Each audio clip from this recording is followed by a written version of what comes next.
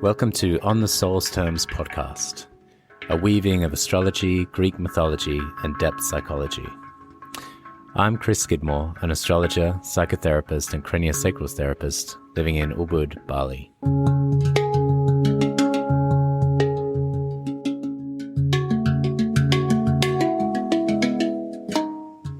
Welcome to the show.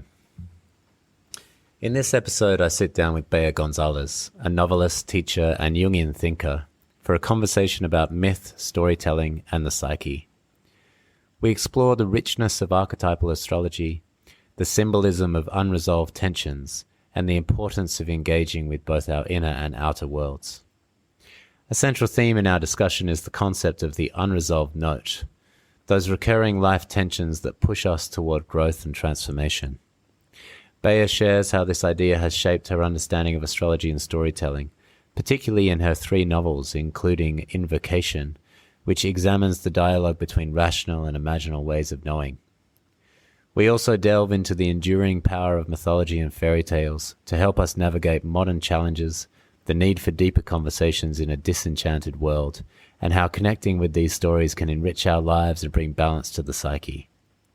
It's a thoughtful discussion on how ancient wisdom found in myths, dreams, and astrology can help us make sense of modern life and reconnect with something larger than ourselves.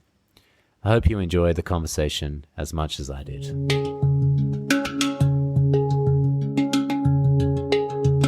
Okay, welcome back to On the Soul's Terms podcast, and I'm delighted to have join me today Béa Gonzalez. Welcome to the show, Béa. Hey, thank you. Glad to be here.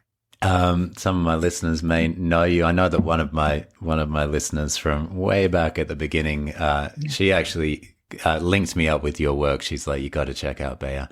So I went onto your Facebook, and everything that you post there is just kind of like so in line with what I'm all about and my way of thinking as well. Very Jungian, so many of these post-Jungians as well. We have a shared love for Marie-Louise von France and then so many, James Hollis, all these kinds of characters. You're also an astrologer. You're deeply into the archetypal world. So that's my little blurb, but I'd love you to introduce yourself to the audience. So hard to, when I'm asked to do this, and you'll have to stop me if I start speaking very quickly. That is a problem I have when I get enthusiastic. I start motoring ahead. So feel free to say, slow it down. How do I describe? So actually, primarily, I'm actually a novelist. That's how I started. Once I gave up the academic world, I was en route to be a historian, but at the time it just wasn't taking me where I wanted to. So I decided, no, what I really want to do, because I'm a reader like you, like that's the first thing. I love reading. So, and at the time I loved reading, well, history always, I will always love it. But at the time, obviously literature. And so I came back to Canada. I was in England doing graduate work, and I came back to Canada and I basically started writing. And so published a couple novels. But after the second novel, it kind of coincided with a midlife crisis. And I went, I remember I was speaking to an agent who came into the Toronto Film Festival, and he's lovely, but he was saying, very, very enthusiastic. And I said, there's something missing. And at the time, I'd started Jungian analysis. And of course, I thought, well, a lot of people that start Jungian analysis immediately think they're going to be Jungian analysts. But even there, I thought, that doesn't, I found the whole process very powerful and helpful. But I didn't really want to be a one-on-one analyst. So I'm one of these people that I find it hard to focus on one thing. But what I've always had is a group of people that were interested in ideas, because I don't know about you, but once I left university, I felt a need to have discussions that were not dinner table discussions. I get very bored very quickly, and that's hard to find. So I basically assembled a group. I went out looking, and I would test them by speaking about crazy things, either, I just read this Jungian book, and some people would look at me glassy-eyed, and I thought, yeah, that's not it. But some would go, wow, that's kind of interesting. Like we were talking about the Frog King, that fairy tale. I would, test it by giving them the view of our view that, we have of the Frog King, and say, and just look and see, are they receptive to this? Anyway, I collected a great group of people that would get together and talk about things that I thought were interesting. We would read Marie-Louise von France, or I think it's a substitution for the kind of conversations that aren't happening anymore, because we're so enamored of the outer world. So this is all inner world conversations, and they often involve dream world, our dreams. And by the way, that's where I see the combination of the astrological chart and your inner world sort of dovetailing. It's quite interesting when you start putting those two together. And so, yeah, I started that. And then about 4 years into this group, which I called Sophia Cycles, I thought, no, I want to, social media was coming on board. So I thought, I'm going to try to put out some of these quotes. Mostly, I'm going to say, because it was a database for me. I was reading all the stuff and I know where to put it. There weren't apps then to sort of, put your quotes so you can retrieve them. So I was using Twitter in the early days as a database. I would put in the quote and I thought I can always go search it and get it back. And then people started following me. I thought, okay, that's interesting. And then I went on all the other social. And what I saw from all of these, in all of these places, was just the great hunger there was to have a different conversation. And that first made me very happy. And B, one of the things that I think I'm most asked to do is recommend books. They'll see that I quote this and that. Well, I have this problem. I call it bibliotherapy. I have this problem. What book would you recommend? And I'll go, okay, well, you're having a problem with relationships. Clearly, The Eden Project by James Hollis, for example. And so it really makes me happy to be able to do that. And I'll always do that as long as I can. But just recently I went back to fiction because for me, I try to write nonfiction, but my mind is way too circular. And so what I tried to do with my last novel was to write, I thought, how do I take all of these ideas and communicate them in a way that people might find them, a little bit easier to digest. So I wrote this novel called Invocation, where basically the two main characters. One's a literary scholar who is Jungian in orientation, and the other one is more of in the McGilchrist way of looking things at the left brain, kind of rationalist cognitive scientists. And they clash. And then through a series of conversations, they try to understand each other's perspective. Although I have to say, it's mostly him trying to understand her perspective. And the reason that that's important is that I think in the world, that more rational cognitive scientist approach, which is very valuable in its own right, is the dominant perspective. Whereas a more nuanced Jungian, a paradoxical, spirally kind of way of thinking isn't. And so I thought, well, how can I have these two? So, I made it into a love story because then people say, okay, there's something in there, fraught with tension, and really it's a tension of ideas. And by the way, everybody should read a novel, because what I thought I was doing, or what I realized I was doing with this novel, is I was working out my own Venus-Mars problem. Wow. It's square at birth. So I was really trying to figure out, because I have a very strong, solid orientation in that left brain world too, not to be reductive about it, but in the idea that, things are linear as opposed to, and then the other side really fights it. So there was really a conversation I was having with my masculine and my feminine to try to figure it out. And of course, at the end, they come together. And at the end of writing that novel, something did come together, which I said to my group, and I'll say this to everybody, don't worry about publishing anything. Just write it to see what is in your unconscious. And you will see that, like dreams, there is something about creating a story that is just, I don't know. Have you ever tried this?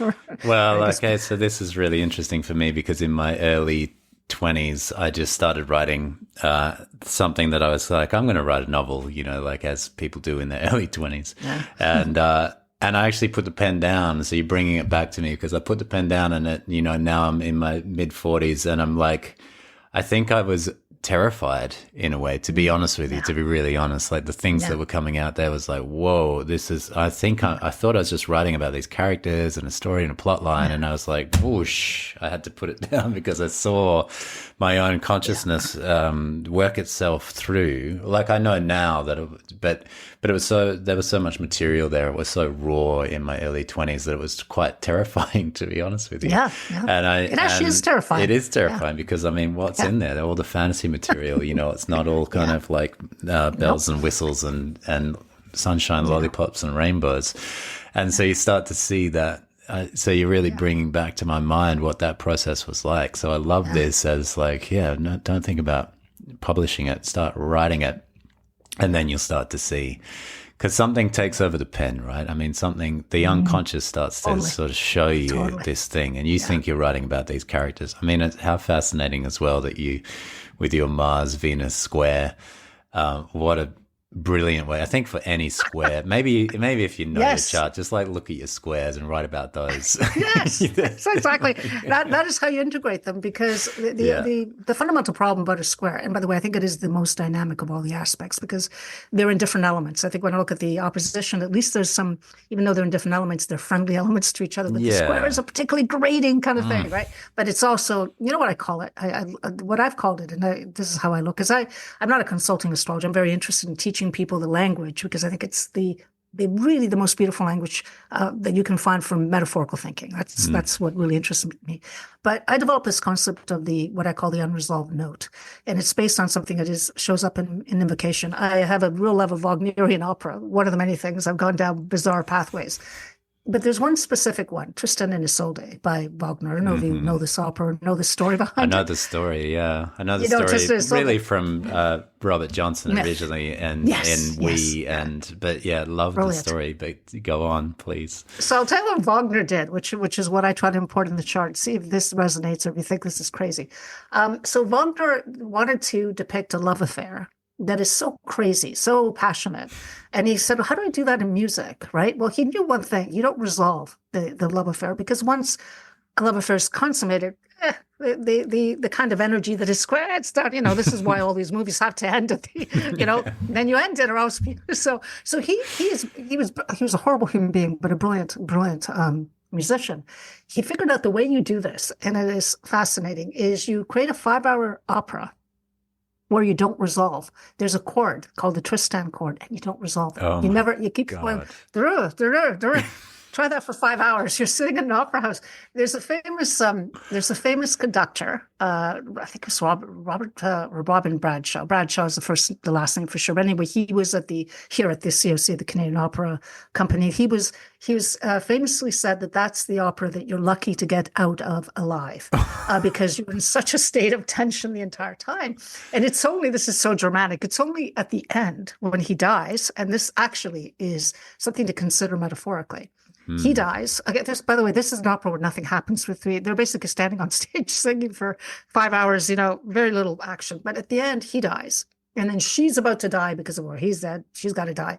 And she sings, she finally resolves the chord by singing something called the Love Death song, which is or aria, because I'm not even quite sure you can call it an aria because Wagner didn't really write arias, but this piece of music, we'll call it an aria, where it's crazy. You can hear it and you can hear the tension break. And it's just amazing. And so I started thinking about the notion of an unresolved note. I mean, what I started looking at in charts, I teach a subset of group within my group, this language. We get together every week and we have great conversations. We just look at charts, and it's wonderful for all of us. But what I tried to look at is, in a chart, what is the unresolved note? There might be a couple. There might be a Pluto-Venus square. There might be and how is this playing out? And what I tell people, and I believe this to be true, being old enough now that I've lived my own square, is that those squares are telling you almost what you're coming here to resolve and what you may actually be an expert at, but it's painful. It's not, and they're probably never going to be fully resolved until death. And I think that's a Tristan and Isolde, because that's your driver. That's what's driving you forward to a certain degree. And so some people, they'll keep bumping into the same relationship and they'll go, how does this keep happening? Well, let's look at your unresolved chord.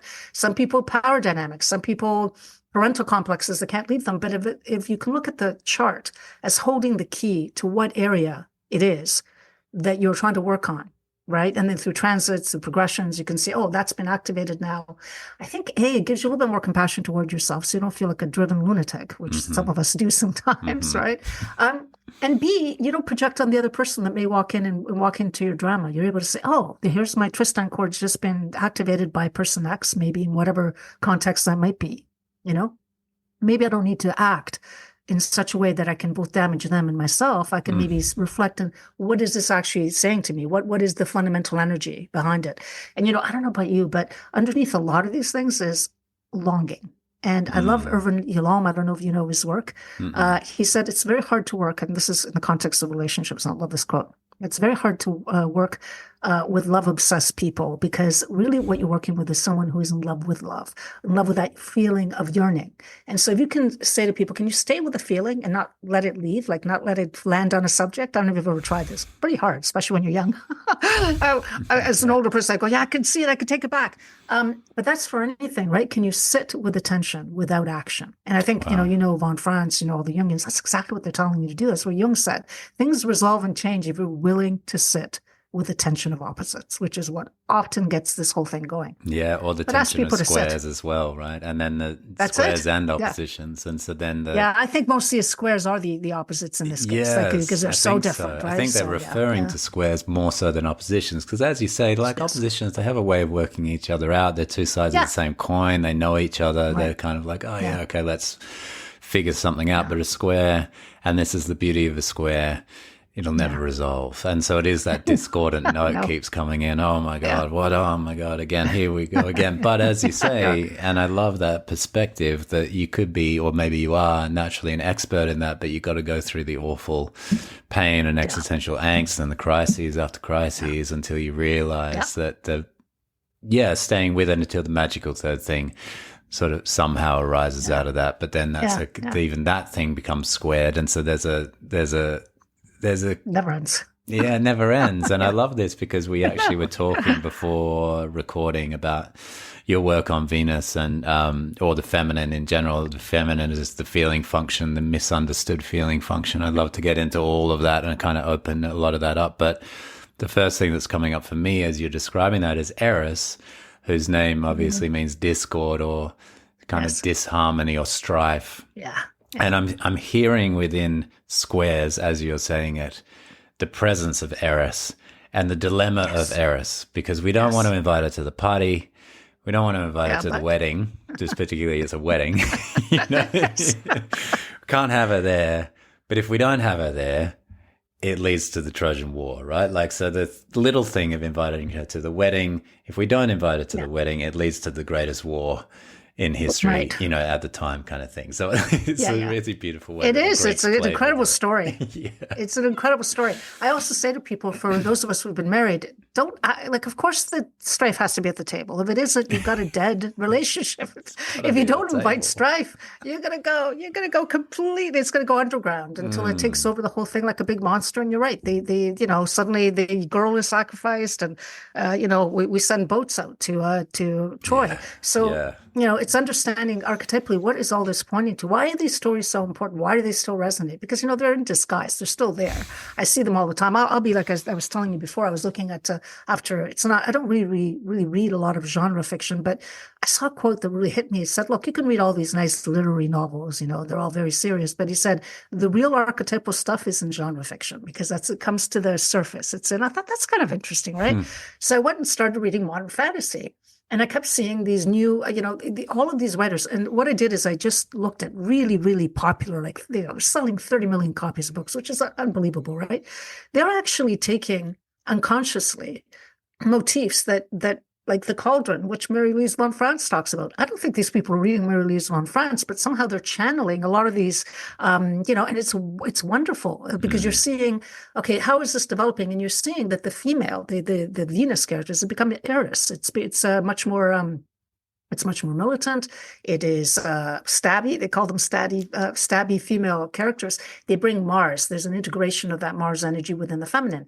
What's interesting, I always say to man, you want to understand women, just read those books. You'll understand what they want in 2 seconds flat, right? Don't go on YouTube listening to these insane people. Actually read these books. Yeah. But what's interesting about them is the male characters are equally strong, but they have a great feminine sensibility. They're just wonderful. They listen. They understand consent. They understand dialogue. And so what's changed is, and this is where I think the real change happened. It did not happen politically only in feminism in the sense of, you know, what was achieved for women in terms of equality and what has been lost and we're all fighting for. Actually, there's a deeper level, which is you're seeing the psyches of women. And I'm going to mention something else because you're an astrologer. All these writers that I'm reading were all born in a specific period with Pluto and Scorpio. Okay, that's kind of interesting to me. The millennial authors, the Pluto and Scorpio. And so they speak very openly about sexuality. They're extremely, all the Scorpio things, they're all a lot of trauma bonding going on in these books, a lot of understanding of trauma, a lot of people getting together to understand trauma. Wow. It is so interesting to me that you can see that encapsulate, like you really see it. I go, wow, this is an entire generation of women who, and this was pointed out actually when I started talking about these women, somebody in my group said, that sounds like they're all Pluto and Scorpio. And I said, Wow. yes, that Pluto was in Scorpio between 1984 and about 1995 or 6. And I think, oh my God, they're all ending up there, you know?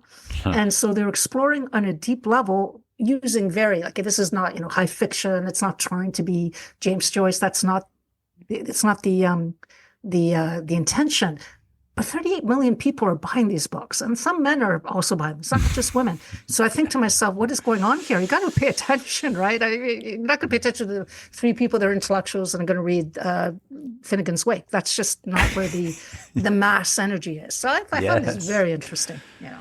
That is really interesting. And what a great way to sort of check and get in touch with the archetypes at the moment. Because as we said, the things that same thing that you said before about the individual psyche, and we write the novel and it doesn't matter if it's getting published, we're working on our squares and maybe our quincunxes and other things that are really deeply challenging within the chart.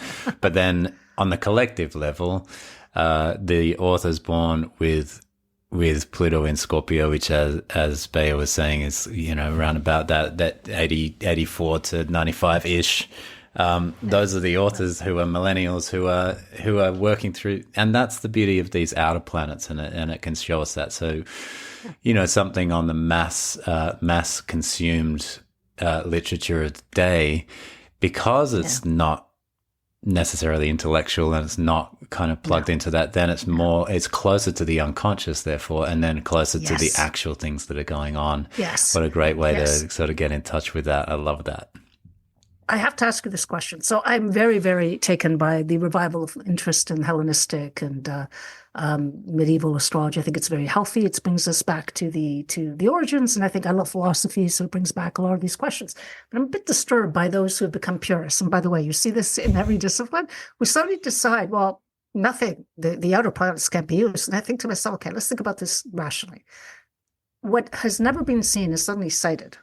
Think about it as a psyche, right? Mm-hmm. So you're going to act like once you had Uranus showed up that it didn't exist. It's a little bit like saying, oh, you saw something in the unconscious, you've gone to Jungian analysis, but you're going to just ignore that shadow quality because it doesn't fit into my paradigm. So I look at it, I go, this doesn't make sense. You're actually trying to, and what I find, and this is something that I discussed with Jenny, we co-host this kind of, it's called Archetypes and the Planets. It's very specialized. We talk mostly about Jung and the planets, and we're having a talk about the perils of prediction. And I said, the problem with prediction to me is you're trying to localize something. You're trying to control something that is fundamentally not going to be controlled. And you can get it right sometimes, but then it becomes like a parlor game, which I don't want this to be turned in, because I think this is a serious language. But secondly, on the issue of these archetypal energies, which are all the planets that were sort of cited for the first time post-1781, they're very large archetypal energies that are working on the collective, but also the individual level. And so the idea that they don't exist because they don't conform. And then I thought, the problem is that it's a left brain problem here, that a lot of the younger astrologers that are coming up using these techniques are trying to use the gaze, like very focused gaze, right? Not the diffuse gaze, which we need both, but we need the diffuse, should never go away, where to prove that it's a science or that it can be quantified or that it's real. And what they're not understanding is what Joseph Campbell always pointed out, right? That something can be real without it having to be that way. Yeah. That there's 2 ways of seeing. And so it's disappointing to me, I guess, that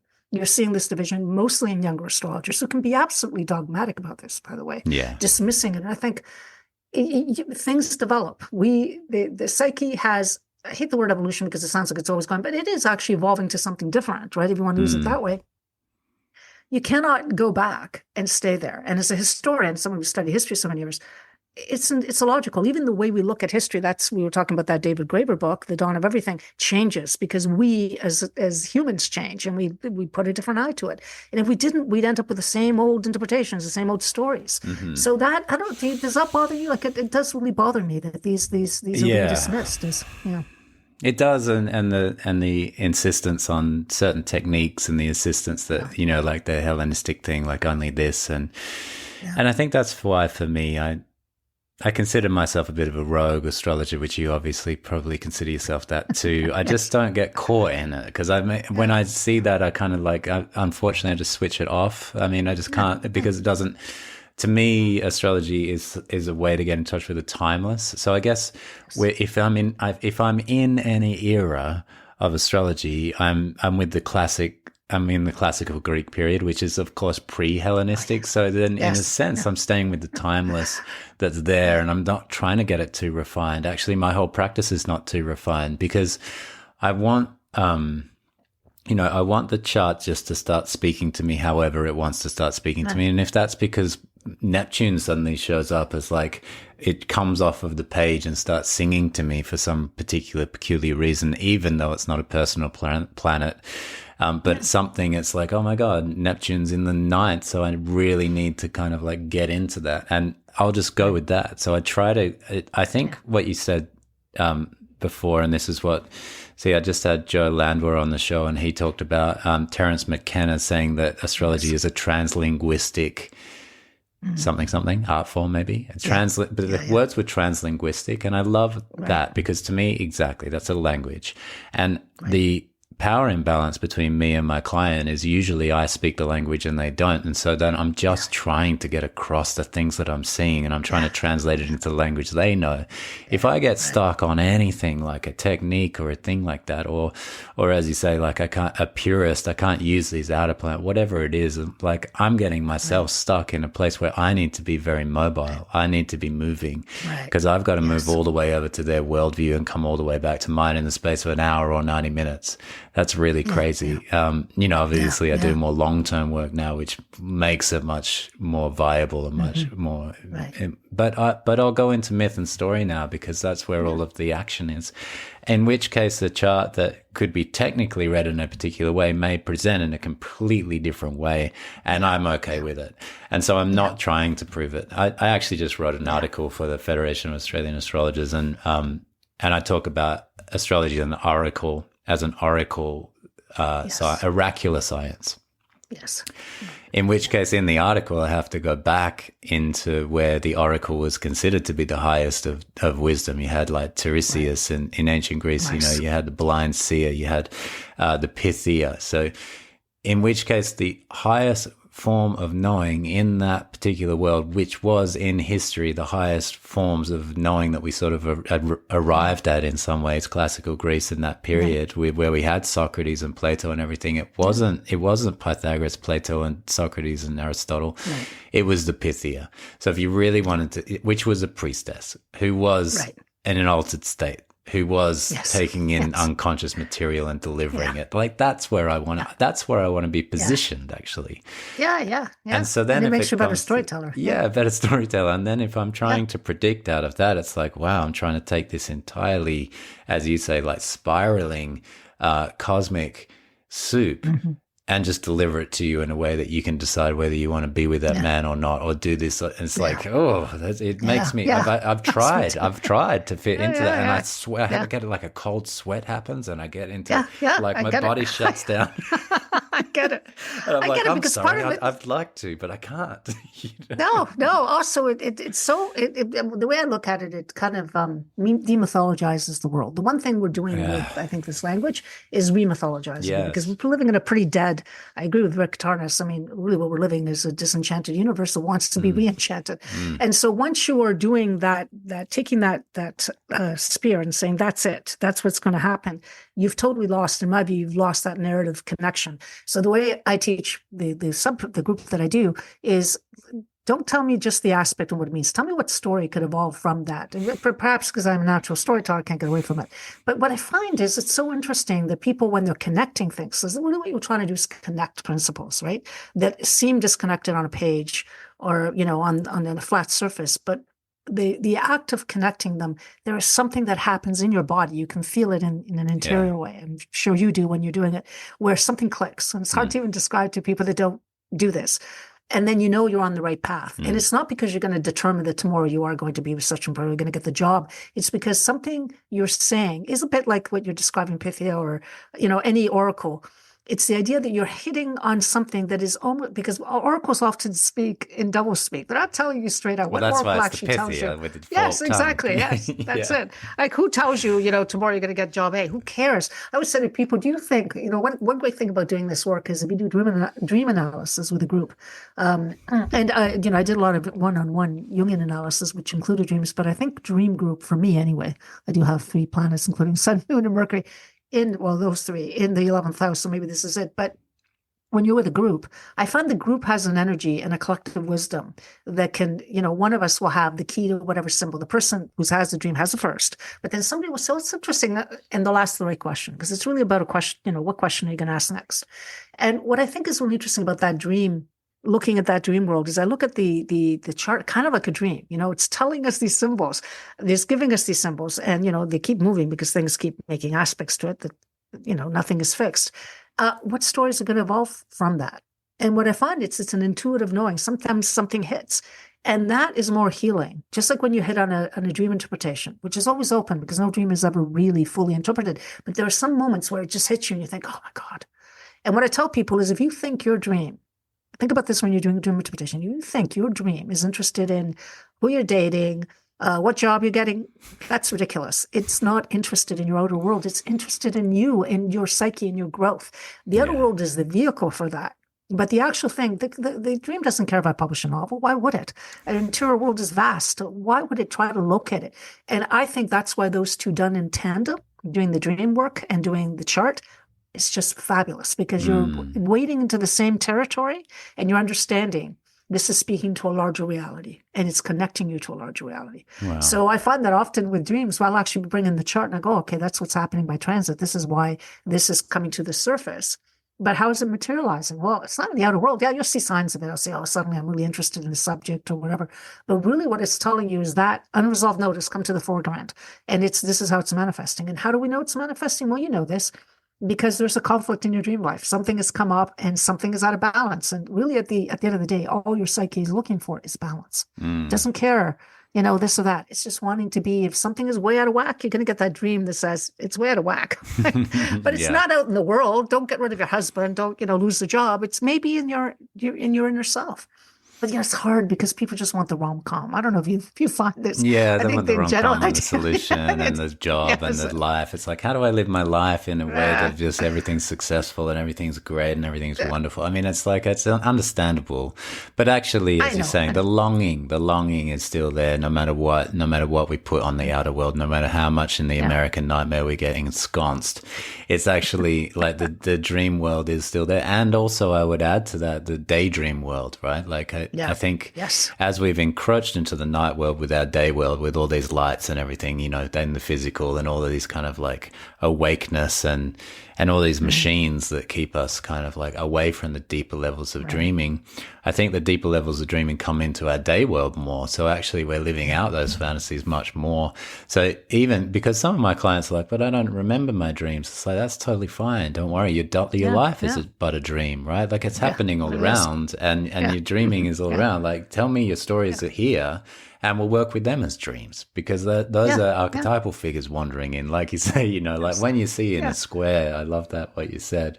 Oh, that's my square. Oh, that person's like holding, because I have the Mars-Saturn square. It's like, oh, that person just came and did some Saturn here or did some Mars. And now look at me getting all Saturnian because they're getting all Martian. And it's like, here we go. Like I said, that's when you start to gather a little bit of that wisdom. And as you say, the McGilchrist kind of model where the right brain is actually the one that can do the healing, that has the capacity for the healing. The imaginative brain has the capacity for the healing because it isn't stabby. It isn't a separator. And so if we can't kind of ignite that, it's like the Asclepian traditions, which I'm deeply, that's one of the areas I'm looking through, Asclepius and the dream healing, because I think that's what Jung ultimately brought back into the world through Freud originally too, right? Like he did too, like the focus back on dreaming as the healing Dreaming is the healing in the Asclepian tradition. And we just need to get deep enough into our dreamings. And a lot of even our physical things will heal at the deep enough dream level. Oh, yeah. Absolutely. It's extraordinary because most people will not key into that idea or can't see it because it's not touching it. You almost have to have a different set of eyes, right? Which is why I love Tiresias, because it's an inner knowing. You have to look inside, not always outside. Hard when people haven't been really taught to do that. We're living in a world which constantly has us focused on the outside. And one of the things I love about McGilchrist is he always says it's not either or both and. It's either or and both and. So what he says is, look, you have this great sort of place. Let's talk about it, because actually I had somebody question me on Threads about this. You know, they want to get down to, and you know, the actors that are trying to push this, like order is good and chaos is bad. So he asked me, well, you know, chaos is feminine, isn't it? I said, well, first of all, if you're going to get a definition of chaos and order, please read Eric Neumann. Don't read certain other people, because I think there's a really sophisticated version that comes from Eric Neumann that isn't showing up in what we're seeing in some of these so-called male intellectuals that are out there. Okay.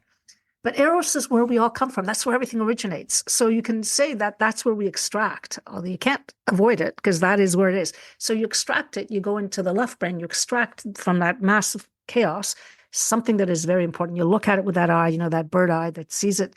But for it to end, you have to bring it back into the other side. And what happens is, what we're doing as a culture is we're extracting it and we're leaving it there. And there's no integration. And when there's no integration, I think this is what McGilchrist says, as a psychiatrist, he saw, and Jung saw it, he talked about it, he was seeing it in his consulting room, right, in the way of diseases, which, have been unleashed, as he said, by journalists, and we're seeing it all again, right? Totally there. So it never ends. But it's that integration of that material in that right brain after you've already gone through the process of discernment, which you have to separate. And so McGilchrist fights very much against the words feminine and masculine, because actually there are not great words for what we're talking about here. They get a little bit confusing, but really it kind of maps well onto it, that from the mass of confusion, you take that piece that you extracted, you've differentiated, you know what it is, and then you bring it back and you've integrated it. And that's the third part. And if we can do that, we go back to that whole business. Let's go back to this discordant note, this unresolved note. If at the moment of, you know what's going to happen, right? You resolve it, and then the second that it's resolved, something is already brewing again. It's already starting again because it's a process. It's a spiral. It keeps going and going and going. Yeah.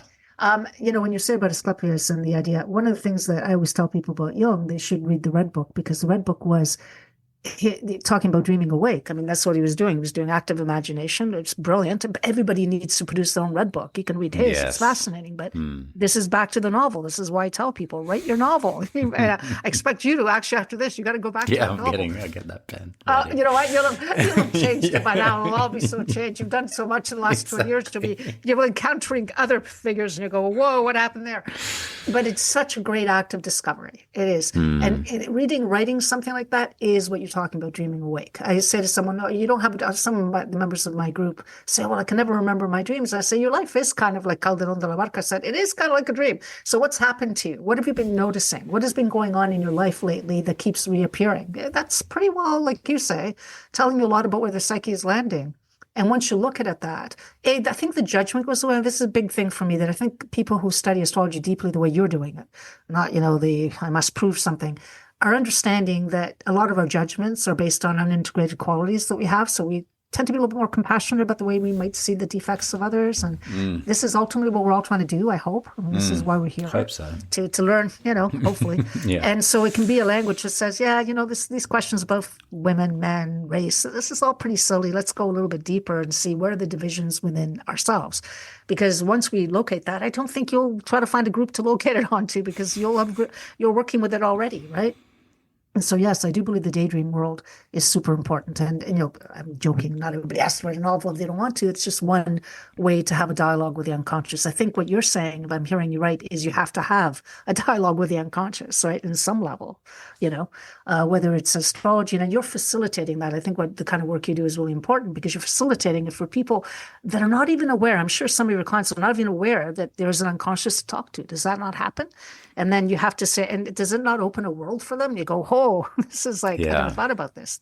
You must get that. Yeah, definitely. I mean, that's why, to me, Like I was saying to Joe in my last interview, like I see the chart sometimes as like cracking a safe, like we go tick, tick, tick, tick, Right. listening into, and then whoa, there's the unconscious there. And these Yes. symbols just help you do that, which is why Oh, yeah. I could never be caught on technique in a way, because it's like, I need that to be very fluid. Right.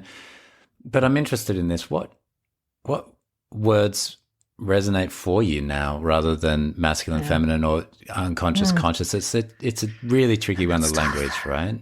Yeah, it is. You know what the problem is, and I think what Gokras actually talks about, once you put something into language, it loses its power. This Mm, is why you love symbols and why I love mm, symbols, because you look at the symbol of Venus and it's not just feminine. It has so many more other qualities. It can, mm, this is why I'm doing this course with the Jung Academy on Venus, the archetypal Venus. And what I'm trying to show is this is so rich. And you go through the stories and how it's developed, how we have consciously evolved or unconsciously evolved this archetype. And you see it's very flesh, like there's so many dimensions. And unfortunately, one word like feminist or feminine, sorry, or masculine really limits what this means. And also, you must see this, it gets people into, especially on social media, where everybody, I think, just loses their sense of what's appropriate sometimes. They get so upset. And I think about it. You're getting upset about a word. And partially it's because we are so driven to define something in a concrete way that we can't see the possibilities. In fact, there might be paradox, even in something like Venus and the feminine, right? There might be a paradox hiding in there. People are not geared that way. So it makes them. So when I look at those words, what I try to do, and of course it's very wordy, which is why I have to write a novel, 300 pages, is that you almost have to work it out that way. It's not mm. just how do I look at this? Well, what's in me, right? And then you start having that dialogue with yourself and inside yourself and with others. And you realize that to define those terms, it's a ongoing conversation. Mm. And I don't think people want finality. They want, well, this is it. This is the biggest trick we have in the brain, right? We need to know now. This is, the whole behind fundamentalism. I need to know. Well, you know what? Fundamentalism, one of the quotes that I just put on Blue Sky that somebody questioned was Robert Johnson, but he's mirroring Jung. Then anytime you hear someone say something very definitively, what they're doing is covering up their doubt. And I think this is so true, which is why fundamentalism really scares me, right? Because what they're really doing Mm. is trying to shut down that part of you that's kind of not really sure. So you just scream it louder, right? Scream it so loud. So people who are screaming to me are full of doubt. And I think, and this is where, it gets, the words can trip us up. The feminine is in some part associated with vulnerability, with being open. And I think some people who are taught that safety means certainty feel so vulnerable when the idea of paradox comes in, or the idea that you have to hold two things, that they scream. And they're really like, they're screaming loudly because they can't stand to feel. And you probably do this. I know you probably do this. You understand that to feel means to go into your body without thought and to weather the storm, right? Mm. Who teaches kids? Who teaches anybody to do Mm. this? And I don't know, when I do it, it's painful for a little while. It's like I consider like a contraction when you're doing childbirth. It really gets painful and then it resolves, right? It goes up, resolves. Again, the unresolved, it's all kind of coming together for you in my head. And so the idea is, can you live with that tension? And that tension is going to include, I don't have a definite definition of this. I mean, there's a word, that's why symbols matter. This is why astrology is, for me, the mother mythology. It is guiding us to a richer world if you're willing to deal with a tension, which you're going to have, Mm. and then you see it unfold, and it's beautiful. I think both of us are probably attracted to the same thing, the fact that Yeah. somehow everything comes alive. But if you have to actually translate it, this is the problem with the word Mercury. It comes in, how do I translate this into something that someone can quantify, predict? This is where the magic goes away. It no longer feels ensouled. What it feels is diminished, because you can never capture it in one sentence, it's just not possible. But for me, this is the great part. Maybe I'm just like, I'm Pisces with Jupiter rising right on the ascendant. So you're probably hearing the Jupiter. Okay. I am so like in love with the world. I think it's magical. And one of the things that I see is that if you're willing to have this conversation we're having, an ongoing conversation on this level, which is what I have with my group, I swear you feel so much better on so Yeah. many levels, and you feel so much more alive, and you feel like you're connecting. And I think that word, okay, you want the one word that I think, at least the feminine, the masculine, I think discernment is the highest expression. They really understand what matters and what doesn't matter. And that, by the way, requires a deep value system and real deep knowledge about yourself and others. So it can't be done in one day when you go into a consultation. You have to go back and have that dialogue. Like they should maybe be seeing you once a year, and you can continue the dialogue. And then maybe they should be studying in themselves. The highest word for me for the feminine is connection. It's connecting. It's when you're separate, something is lost. For a while, it's okay, but then you need to connect. And honestly, don't you think that's what fundamentally, that's what we're all looking to do, to connect to something, another human being, an idea that gives us hope, anything that just puts us back together. Because, when you're separate, it doesn't feel complete. Does that make sense to you? I mean, that's the only way I can actually define it. It makes a lot of sense. And as you're speaking, a lot of things are happening for me. But one of the images that just popped up was actually Tristan and Isolde with the sword between them, lying under the full moon. So the images are much more helpful, aren't they? Because it's there's the sword. It's in between us. Yeah. We know we got to come together, but someone's watching, right? Because that's it's then there's got the super egos checking us out. Yes. The moonlight's there. We're in the grove. And both things are trying to happen at the same time. The separation and the connection are trying to happen at the same time. And I think maybe, it was interesting because I asked what words would you use, and what emerged in your answer was Venus and Mars. And then what emerged slightly after was Mercury. Because maybe it's as simple as our inner planets of the ones around us, the ones around the Earth, right? Is just those ones, so Venus and Mars. Yeah. Those two. How do we get them working where one separates and one connects, and both are actually good and okay and how it's meant to be? But we need to separate and connect. And it's sort of like coming back, back to the McGilchrist thing, come into the left brain, but then we forget that. I feel like if I'm going to diagnose the sort of modern world, it forgets the third thing in multiple different ways. It forgets the return in a ritual, right? Like, think about COVID. We had the separation, we had the ordeal, we never had the return. Nobody said this is over. Nobody said let's come together, let's talk about what everybody went through. So everybody, I speak to a lot of people that are still in a real trauma state around that, because they're still frozen, of course, because they're left in the separation and the ordeal, and nobody said hey, come back now, everybody, we're all in the same story. We're all, let's get into this, let's see what we learned, let's get back to the imaginal connecting kind of space, where it's wow, I really thought you were the enemy, but I know that you're not the enemy. That kind of thing doesn't happen. So it's the third phase that doesn't happen. Yes. And so we're left with a lot of that separating out that happens, right? A lot of the separating. And even the attempt to connect adds to more separation, it seems. And the longing gets stronger and stronger, which is why these old stories, the old troubadour love stories, and maybe that's it. It's like in literature and in fiction and in myth in particular, fairy tales, we see a lot of this Mars and Venus trying to figure this thing out, right? We see a lot of that kind of attempting to happen. Even Tiresias was female for 7 years, so that makes him a particularly interesting character. So he got to, and maybe that's why Zeus and Hera, as they were having their disagreements, which were ongoing, of again, course. of course, they went to Tiresias because he had that experience of having bothness in him. And then that's what led to him being blinded, so he was no longer transfixed or could no longer be under the spell of the outer world. He was fully in his inner world, which is what made him one of the great seers of the ancient time. And we're talking about a mythic figure, but this is the thing, right? But it's the principle. It's the principle, and that does come back to characters like Thetis, who also has the blindfold and the sword and the scales. So we've got blindfold, sword, scales. It's kind of like those all together. Yes. Right. How do we get blindfold? And they keep coming up. And how do we do it? Yeah. It's interesting you just mentioned something that never occurred to me until you said it. When you say the inner planets, which I think are the ones that are the main drivers of our personal psychology.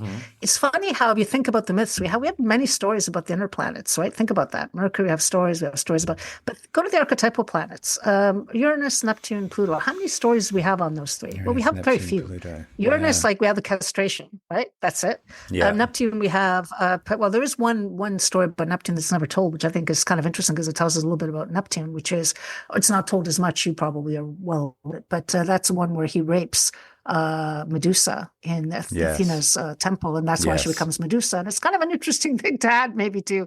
And you think about that's the power of the unconscious. It Well, can I actually do make think us there's feel that way. more Poseidon myths because of the tension between Poseidon and Athena, which plays out through Right. Medusa. So That's that's true. a Through the super Medusa. That's large true. one. And then there's Yeah. also, but you're right, you don't get, you just get glimpses And of Pluto, them. You yeah. get Pluto, the glimpse with Persephone, That's but it. he's kind of hidden away. Yeah, yeah. Uranus does have So you don't get children. It's actually the children of Yeah. Uranus and Gaia are the Cyclopses, which is the one-eyed one Yes. with the extra focus, the bird's eye thing that Yes. you're talking about. Yes. And In the Odyssey, yes. yes, and the Hecatoncheires, who have Yes. the 100 arms, which I think is a really amazing split of masculine Grasping. and feminine, grasping, Yes, but also the hundredness of it. So the ability Yes, to the look many. at many, and then the one. Right.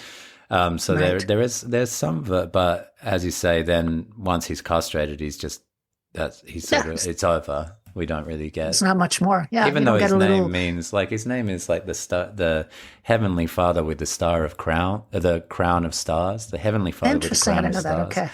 So that's what it Interesting. means. Yeah. It's the sky Yeah. father. Ultimately, he's the first of Right. the sky fathers, and he was created by Gaia in order to give protection to Gaia as well as something pretty to look at. So that was like the creation of the masculine. Interesting. Yeah. So good. So that's the separation, right? That's the the beginning. separation. That's how you get it. This separation, Out the of beginning, chaos. separation. Chaos out of gives chaos, birth you to got the to 5 things, order. including Yes. 3 forms of night plus Eros and Gaia. That's amazing. And then, of course, people forget that once he's castrated, who comes out of the foam? It's Venus, right? Exactly. Yeah. So you've got that. But then, really, if you think about it, there are stories that don't have these ongoing. I think the other ones with the Greek myths, you do get many more. Like Venus, Mars are forever getting into trouble with each other, and Hermes arrives into the scene quite a lot Yes. when they're getting in trouble. Yes, as well. Hermes is the one that is shameless, but Hermes is the one that walks in when Venus and Mars are in the cage. And is able to make the joke, right? He's able to sort of go let's have everybody laugh. Let's have everybody lose the shame of this situation. This is how it is. Right. Venus and Mars are in a cage together. They're naked. Hephaestus is angry. Yeah. This is hilarious. Yeah. I always think of Mercury. It's funny. When I think of Mercury, I think of the Gemini brilliance of Robin Williams, the ability of comedians to be able to break the tension with a joke. Right? That's what we do. We need that, or else like this, and then suddenly somebody can say what's needed, and then we can all laugh, and it's a release of tension. And I think the mind at this highest level can do that if they're able to see. If they're able to go beyond the opposites to something bigger, right? Without getting into the judgment, which in that story, that's what happens. But in general, I think of Pluto, very, very sketchy because we don't have many stories. We have maybe the big one, obviously Persephone, which is big, right? Yes. And even Eris. Eris, we have the big one because again, is the new archetypal. By the way, I mean, Patrick Watson's made this point, which is really interesting. Eris, the discovery of Eris, I just love that the guy who discovered it, Mike Brown, wrote a book called Why It Killed Pluto and Why It Had It Coming to It. Oh, wow. And by the way, if you look at Mike Brown's chart, this is hilarious. He's got Pluto opposite the sun. And I think, you kind of, like you can't make that stuff up, right? Anyway, do you know, Patrick Watson pointed out, I think it was Patrick Watson who pointed out that if you look at the establishment of Facebook, it kind of coincides with the discovery of Eris, which actually, when you think about it, makes sense because it's the Discord, right? Yes. So you create a vehicle by which people can have a conversation, but which ends up dividing them because that's, when you don't have the human contact, it's a lot easier to do that. And I thought, wow, that's an incredible synchronicity. That kind of, because Facebook was the first of its kind, then out of all of that, Twitter, all the other stuff that evolved came from that one particular thing. And I thought it's so, Eris is so, because Eris is, one thing she can actually speak to, and I think this is a big story, is who's not invited to the table. So we have a lot of groups of people that haven't been invited to the table. You know what? They're knocking, and you better have space. And I think the fighting against that, because people don't want certain people at the table, is one of the stories of our time. And Eris isn't going to give up. So I said to people, I think we should start having a dialogue. So that's one of the stories. But the other story is that she is the goddess of discord. So curious, interesting that those two align, and that what you're seeing in those, unless people are conscious, and we know that there's not a lot of consciousness often, you will create discord, which is exactly what's going on. And then, of course, you can talk about it in a political level. We're talking about it symbolically on a symbolic level. It's interesting. Yeah, That's my what I mind should can say. really run with that too, because then Yeah. Eris rolls the golden apple for the fairest. So Yeah. that's also kind of Yes. like social media, like who's the most beautiful Yes. out here? Let's check that out. And then that leads to the real divide when it's like, well, Yes. The divided. here's the Yeah. golden Yeah. apple, like the most likes and Yep. the most followers and the most thing Yes. is The for the most followers. fairest. So just roll that down the And table. Let's find out. And do you remember how Zuckerberg started Facebook? They were rating women in their Oh my college. God, That's they how were rating. Facebook, yeah, think Oh, about it. Yeah, it's like this is so, it's like you couldn't make that up, right? You're looking at it and going, wait, who? It's like a wow. bad novelist. I This always say is it's a bad amazing. novelist Yeah, writing a yeah, story, exactly. Like, right? no, that doesn't So, work. Like, you got to rewrite that yeah, part. You yeah. can't have it that they Yeah, were it's, rating it's too women. obvious. I know. It's not going to So be I laugh when Paris. You can't just make yes, I know, Zuckerberg Paris. exactly. I know, good God. Yeah, come up with something original. It can't be I this. know, I know. But this is one of the great things. This is the meeting of the inner and the outer world that I think Yeah. connects us. And if you're Yeah. able to be, because you'll tell, half the people will tell us, oh, it's just a coincidence. Sure, it's a coincidence. But it's kind of interesting coincidence, right? Write a novel and see if those coincidences fly with an editor, right? They'll immediately tell you that is just not on. It's too much. Exactly. But it's happening all the time. You're looking at it, Yes. you're seeing all the time, and you're sort of laughing, thinking, whoa, how can this be? So we'll see how this little experiment of likes and and dislikes and all the craziness that's going out there, where you're judged on image and what you portray to the world, which is always a little bit of a lie. We'll see how this all pans out. It's not great for anybody. Certainly not for kids, not for teenagers who are feeling really, although I would argue that there are a lot of deeper things that might get. I return to the book that I was discussing with you prior to us starting to speak, which is the book by James Hollis, Under Saturn's Shadow, because he talks about the wounding of men there, and I think it's such an important book for people to be reading. And I think there's a lot of really bad takes going on, really superficial takes, and I think he takes you to a deeper level. And I heard a Jungian analyst, Robert Tominski, recently on Jungian mythology. It's a podcast that's, I think, the Chicago Institute. Jung Chicago Institute, and he works with teens. And he said something that really struck me, which is, he said, a teenage boy, when we start working with them, what they're most afraid of, which is sort of what happens when you go into puberty, is to look inside, because they associate it with feminine, and they associate it with, they feel weak.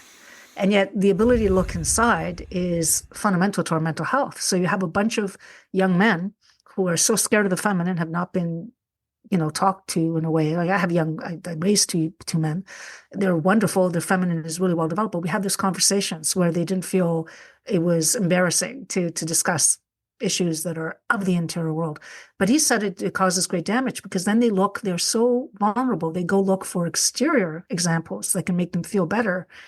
And, this is how you end up with Andrew Tate and all these people that are portraying a form of masculinity that is beyond toxic. It's violent, but it's a way to feel like not vulnerable. And so I think James Hollis's book is so important for women and men, both, because it's teaching you, if you do not teach people to, especially young men, to have these conversations early on and model it. Because one thing is to teach, but if you're not seeing it's happening, it's not going to happen. You've got a society where, horrible things happen because it's interpreted through that lens, where it's okay to be misogynistic and violent and whatever. So it's a deep conversation we should all be having, but how many people want to have it? Well, It's a lot easier to say social media. Again, how many people want to have it versus how many people are longing to have it. I think the longing is very deep, and I've been going back to Hercules a lot lately, or Heracles in the Greek, because to me, it was such a powerful image when I realized that Heracles, under the spell of Hera, killed his mother. That's an interesting slip, because she kind of plays out the mother, sort of a stepmother, evil stepmother kind of archetype. And he is caught in the mother, because he's named Heracles, glory of Hera. Right. He's caught in her thing. But he, under the spell, so under a sort of a trance state, he kills his wife and his children. So he destroys innocence with his strength, not because his strength was built to protect, because it's the glory of Hera, to protect the innocence, to protect women, and that's what Uranus was made of, is protection. The masculine was kind of like created for that, in a sense, in this mythological way, to provide that protection, and it wants to be protective of the innocence of the world, and it wants to be this kind of protective layering in which the beauty of the world can be created. That's the Mars-Venus paradigm, how it can work really well together. But under this trance state, he sacrifices them without knowing it, and then obviously wakes up out of that state and wants to kill himself. Like he immediately goes to kill himself. Theseus, the thinking man's hero, stops him and says, wait a second, let's have a conversation. And this is the conversation that I think we need to have between Theseus and Heracles. Like Heracles is your Andrew Tate and you all these that stuff, because it's like, they want to be masculine, and here's a way to be masculine, have these cars and chicks and stuff. And it's like, I guess that's a way to be masculine, I suppose. But no, because that's something completely different. But Theseus is able to say, wait, so what actually happened? And he said, I don't know, I blacked out. And all this kind of stuff happened. And so, like, well, Hera put that spell on you. So is it you or is it Hera? And that's the tension of like, that's the conversation and the tension of like, wait a second, and not answer that. Because they don't answer it. Between the two of them, they don't. Heracles saying, it was me. Look, here's my weapon. It's got blood on it. And you can see I should throw myself off. I'm the Avenger. I should throw myself off the cliff. And Theseus is like, but you weren't in your mind. Hera was in your mind. So where do we draw the line of what's you and what's not you? And then they have a really interesting conversation that they have to bring that to Pythia. And the Pythia gives them the 12 labors. And then we see how that plays out through each one of the 12 labors. Right. Yeah, that's great. What's so interesting about that? That is so good stuff. And you know what? It so links to the book I just mentioned, because one of the things that James Hollis will tell you that the young man must do we used to be ritualized in all indigenous societies. They had to separate from the mother. What is the mother? Like I always tell people, when you see your mother in your dream, it's not your actual physical mother. It will have aspects of it. It's the mother complex. What is that? It's the fear of venturing beyond the known boundaries. They need to be safe. And at some point, the masculine cannot be safe. It has to extend beyond those boundaries and take a risk. And a lot of young men and women too, I mean, we could all be captured by this, are locked into that mother complex where you do not take risks. You do not step outside the bounded kingdom. Your mother, remember Parsifal, one of my favorite myth is Parsifal. And the mother makes sure you don't even have a name. Because you're not leaving this bounded kingdom, because if you do, you're going to die. And by the way, as a mother, I can tell you that is such a deeply ingrained fear that you really have to work on yourself to say, no, I push you out. Because if you don't, you are going to be tied to me forever.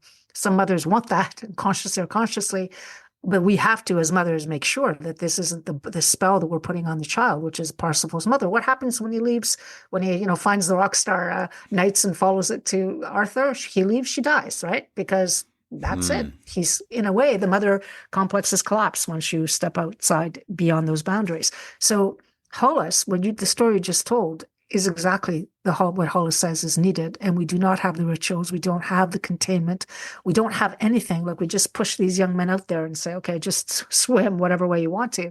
And we're living in a world where there's a lot of fear. So you see more mother fear than you've ever seen. Everybody is trying to keep the kids safe. And, the media will say that if they step outside, they're going to die. So we've created all this anxiety around it, but fundamentally they need that separation. So that story is brilliant because it so connects to, yes, when you're in that spell of the mother, you don't even know what you're doing. You'll do everything unconsciously. And then you go, oh my God, damage. Well, you weren't there. You weren't present to what was there because you were under the capturing of that. Yeah. So it's brilliant. And then, of course, the labors would be the differentiation begins. You have to go out there and each one has to be taken on as something that becomes part of the personality. And just the first three labors are so instructive because he has to wrestle the lion, and then, there's that whole thing where he gets the lion's mane, and then he's rejected by the father figure in this. Like, he brings back this lion and the father's like, gross, get that out of here. And so he puts it on as his protection. So now he has, and it's tied around his heart. So he loses his feeling function. The feet are tied around the heart. So he loses his feeling function there, which leads into the second labor of the Hydra,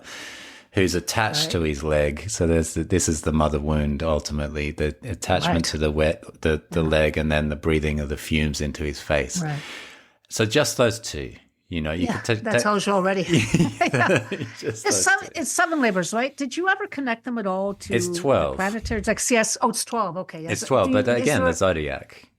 I was going to say, what I Yeah, meant is, have you connected them to the zodiac in any way? Just because I'm thinking of C.S. Lewis, you know how a scholar has figured out that all of his novels are really harkening back to medieval cosmology, and they're all about, each one of them is about the planets, a interesting. specific planet. And that's just Interesting. been, by the way, a scholar discovered that in 2017. It's Oh so cool. wow, It's a book written really? about it, yeah. Oh, And he wow. realized that C.S. Lewis had been so, and heavily influenced by medieval cosmology that he decided to write quite consciously, the Hmm. lion, whatever, they're all in there and they're all the planets and you could read them. And I'm just wondering if that's not also, because I mean, everything always ties back, I think. I do call it the mother mythology. There's probably places on Earth which didn't look up at the sky as much, but most did.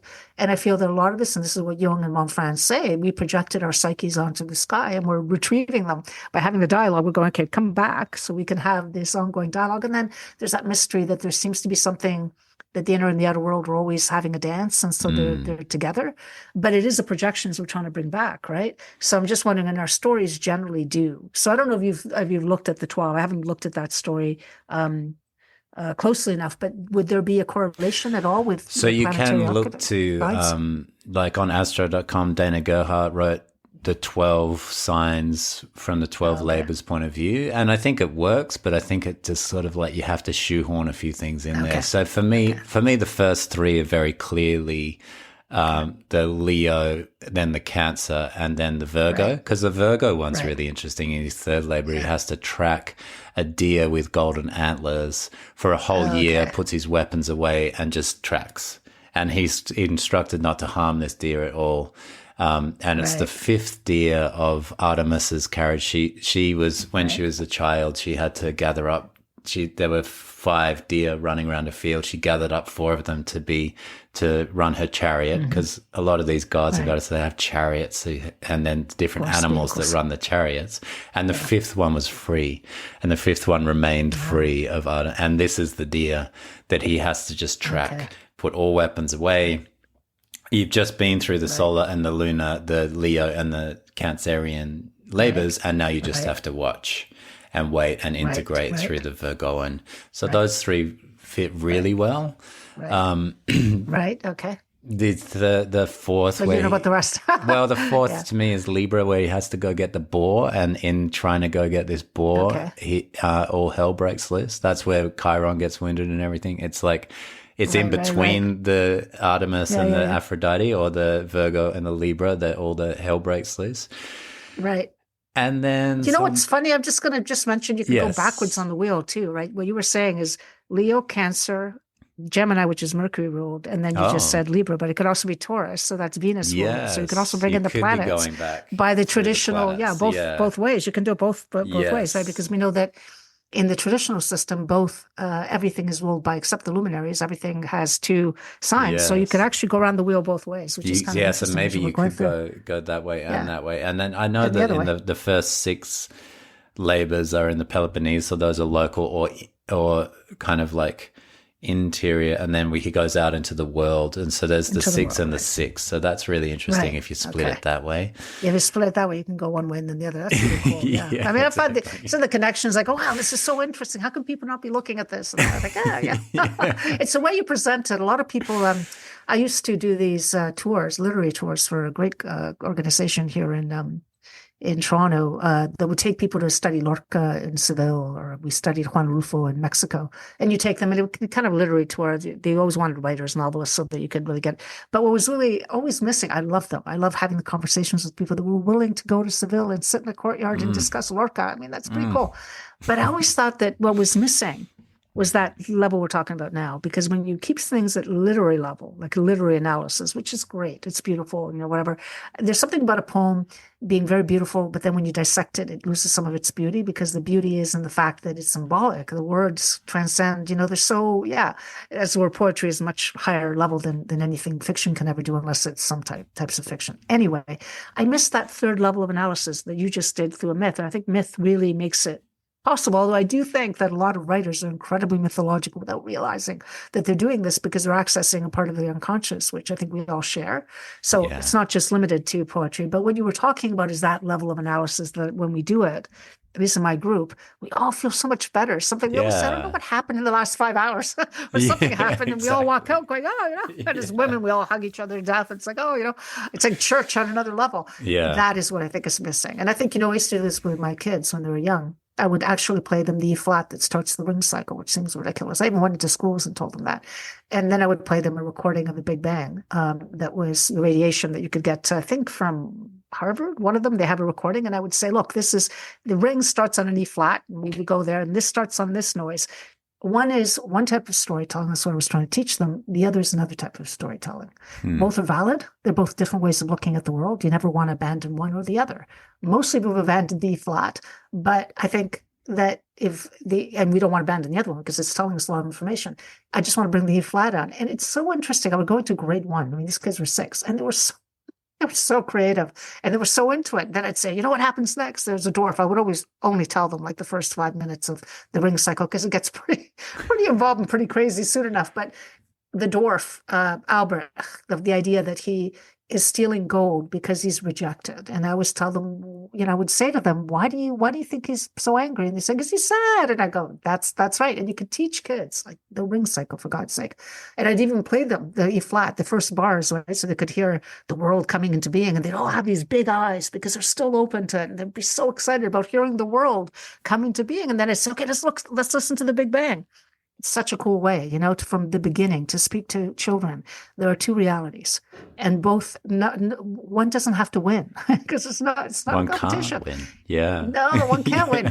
But don't abandon the mythological. Mythos and logos coexist. You need both. And when you exile mythos, which is what Karen Armstrong and so many people have pointed out, you become ill in some way. There's some part of you that feels like it's missing. So you go project it onto somewhere, you somatize, or something happens, right? And so you could just teach kids from early on that those two realities are operating through myth, through story. Kids are really open. And by the way, kids can handle the violence in fairy tales. It's just, people, you know how they try to Disneyfy everything? Don't do that.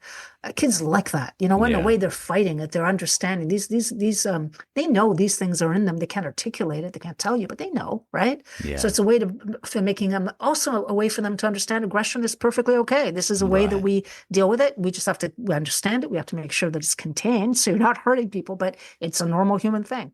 Anyway, so when you told the Hercules story, that's what it all kind of came back about this idea that what you're doing is you're introducing mythos in a world that is sadly deprived of it. It's so important that we do it. Yeah, and there's like a lot of it's a challenge, it's a battle in some ways to do it because it is going what feels like against the tide. But I come back to this, and I've come back to this a few times in our conversation. The longing for it is really deep, and I feel the longing inside of me, and so I just follow that in a sense. I was really drawn as soon as I found Joseph Campbell. I was really loving that, although he was very intellectual. I really felt myself longing for more of the actual stories. And then Robert Bly and that stuff was like so cool. I really loved the Mythopoetic Men's Movement. I thought they were doing something really cool. Then they got demonized, and that's understandable because whatever, 750 men will do something. And then Robert Johnson, obviously Maria was from France later when I found it because she's so, you have to kind of like get through a bit of stuff before you can really get to her stuff. But what she does with fairy tales is like, and all this stuff, but it's like really next level stuff. Yeah. But all of those, whenever someone was working with story and then working with the subject matter and putting it mythological context or fairy tales, I was like, I can rest into it and I really enjoy it. It doesn't matter. I just really love it, And then also that means when I go and read fairy tales and myth, I'm now working with it on that level. So it's kind of like, it's not, as you say, like, I guess it's an intellectual pursuit, but it doesn't feel intellectual for me. It feels very much like the soul rhythm and, it's still going to the places you enjoy, like the child in me enjoys it, which I think is the mercurial component, right? Mercury, the hermetic I mean, I have my Mercury in Leo, maybe in the ninth, so maybe that would conjunct Jupiter. So maybe that's like really, really. This is your path. That's the path, and I just that's why you're talking to me that. from. Exactly. Yeah, exactly, and it's good. Look, I mean, look, I always say to people, what most fascinates me about people is what they're passionate about. That's who they are. I don't care who they're with. I don't care what they do. I could care less. But what I notice, what they notice, and what makes them feel alive, and I just think that makes a human being. And there's so many infinite ways to feel alive. So, I'm not saying that we have to dogmatically tell everybody you have to be interested in this. I'm just saying that we have to locate somewhere where mythos ends up. And, sometimes it's in the soccer pitch, right? People go out, they get all excited. They're participating in a Mars activity, and that's how they're working it out. And they're bonding with other men. Bond away. I mean, do whatever you have to. Don't let it get toxic, but, let it happen. Yeah. But we have to have a conversation around why it's important. And not just leave it to the consultants' rooms, because that's and I think what I loved about the mythopoetic movement, still do, Martin Shaw is still doing that, although lately I think he's retreated a little bit from that. But anyway, what I loved about it is the gathering of men to discuss their feelings, and they felt safe with other men, which, by the way, isn't really, where else do you see that? You don't see that. And the reaction, I think, at least in the early part, I don't know if you're discussing the same reaction, was from women who misunderstood what they were doing. Yes. Because, it's not against women. It's about to recover the masculine in the face of the evolving feminine. We're always doing this as a dance, right? And it's too bad, because, I loved Robert Bly. I will go on YouTube and just listen to him there's one reading he does of the Grumpy Ruby. And I just love it. Sometimes I just go listen to it. It's such character, it's like so great. And the way he told his story, it's great. I just loved him. Michael Mead, I was just out with Michael Mead in California in the Redwoods a couple of months ago, and there were 100 men there, and it was like so powerful what he's doing there. He's just telling a little bit of myth. Everybody gets moved and moving, and and he wants more conflict in the room so we can let it come out. Let's have this happen, And obviously, I'm a huge Hillman fan. And for him to get in that is just so cool. And these guys they were. Oh, I'm glad you went to see Michael Mead. That is a great storyteller. He's another wonderful. I love his voice as well, Yeah. And I'm glad these spaces for it. We need more of them, not less. Yes. And that's something I can see you doing, and probably you do with other people, because it's kind of an initiation in its own right. You're bringing people into a kind of conversation they don't have. And this is what my last novel was about. Conversation is the way. We have to dialogue. There are many ways to dialogue. One way we might want to dialogue is through story. That's a fantastic way. But at some point, we do have to have that conversation, and we don't do it by screaming at each other on social media. That is very unhelpful. But these kinds of places, especially, I love the Redwoods. I once went to visit Northern California just to see the Redwoods. They're incredible. Amazing. So that you're in that space. It's like, whoa, okay, the world can melt away. That's great. That is what's healing. That is what ultimately heals. And that's great. And this makes word, whole. conversation, because it's to go conversely, right? So it's to go. There's a movement in the word. It's moving back and forth, and it's like, that's one way to see it. Let's take the other side of that, and let's take the other side of that, and just keep moving back and forth, because then we actually get the healing we're looking for in the world. And I think part of this world without mythos, because it's what myths do we really have? I don't know. I feel like they're always trying to come back. Of course, they're always in the background because they are timeless. But what do we really have now? And without that, we get sort of a dry world, and in that dry world we come up with solutions that really don't fit the problem at all. So let's say the problem is that there's toxic masculinity. What's the solution to that? Bury masculinity, bury it. No. Just try to get it out of people. And it's like, no, we've tried that. We've tried to suck the masculinity out of men. And you know what it does? It really disturbs the world. And it leaves, again, a really big longing. I'm with you. And that thing, it disempowers people. Yeah, it disempowers. And there's something of the mythopoetic movement. One of them said, maybe it was Malodoma Somé, that if you don't have the fire of initiation and ritual in the village, the boys will burn down the village just to feel the warmth. Heard that. Yes. Oh my God, it's such a. I know that's one It'll of those happen. that just hits it's to happening. the heart. It will happen. It is happening. We're seeing it in real time, right? And yet we're not. And one of the sad things for me is, and you'll agree, I'm sure, because Hillman, is that the imaginal world is the route back in, right? Yeah. And if you're deciding that the whole world is about, adding spreadsheets, STEM programs, and we're not going to have these, and music is gone, and art programs are gone, and we're not going to, and myth is like, why do we need it?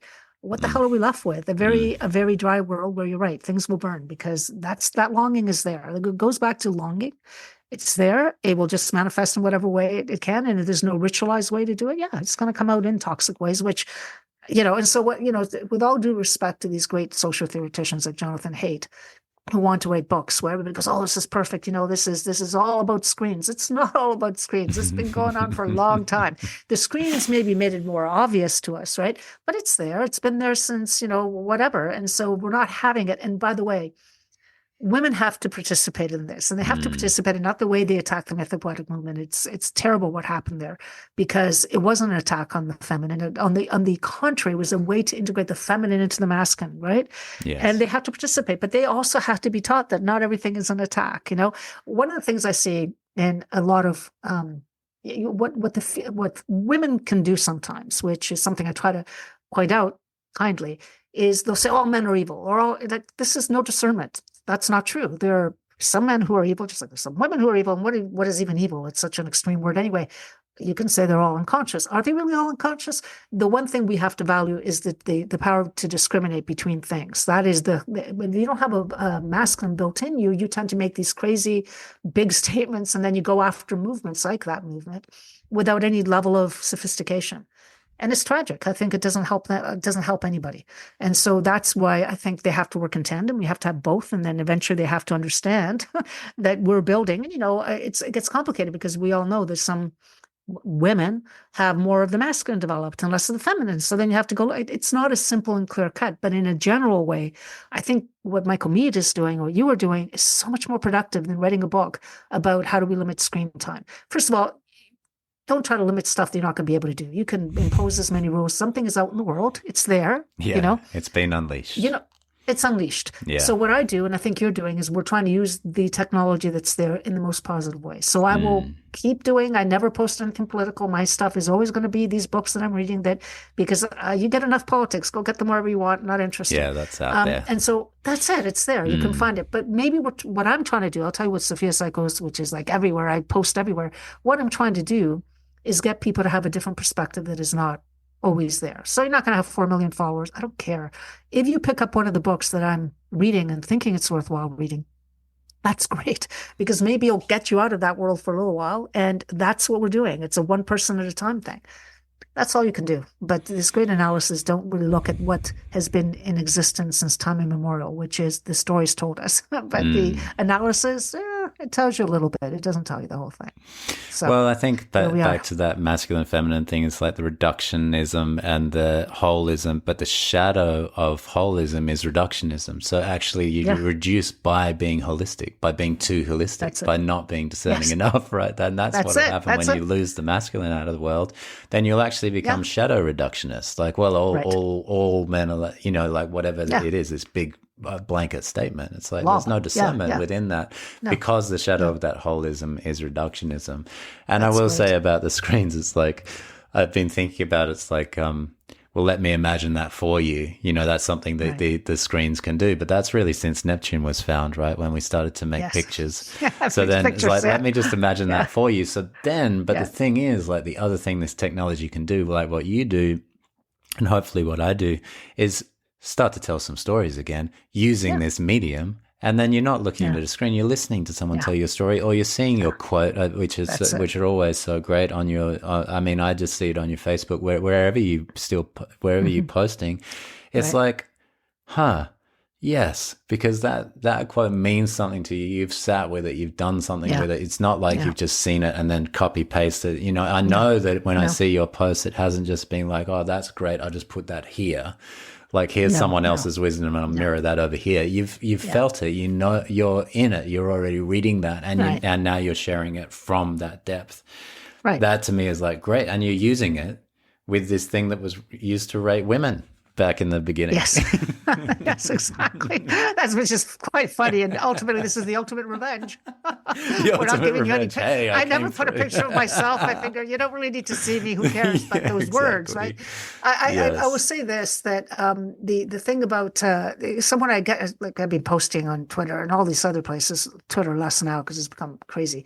But, these other places like Blue Sky and Threads. And every once in a while, someone will jump in and say, why do we never hear from you? And I say, hey, I've got 3 novels published. I have 2 podcasts on the go. You're hearing from me if you want to. If you don't want to look for it, I can totally get it. But don't say I don't say it. And all of this stuff is informed by what I'm posting. But ultimately, the reason I'm sharing this, I'm sharing my reading life, is I posted recently, and I'm sure you probably agree with this, one of my favorite Joseph Campbell quotes is, sit and read and read. And I don't know the rest of it, but how the world just comes together and just read one thing after the other. That's been my life. That's since I was young. That was my friends when I bought the books. And they've taught me and they've instructed me. So I'm just sharing what has touched me.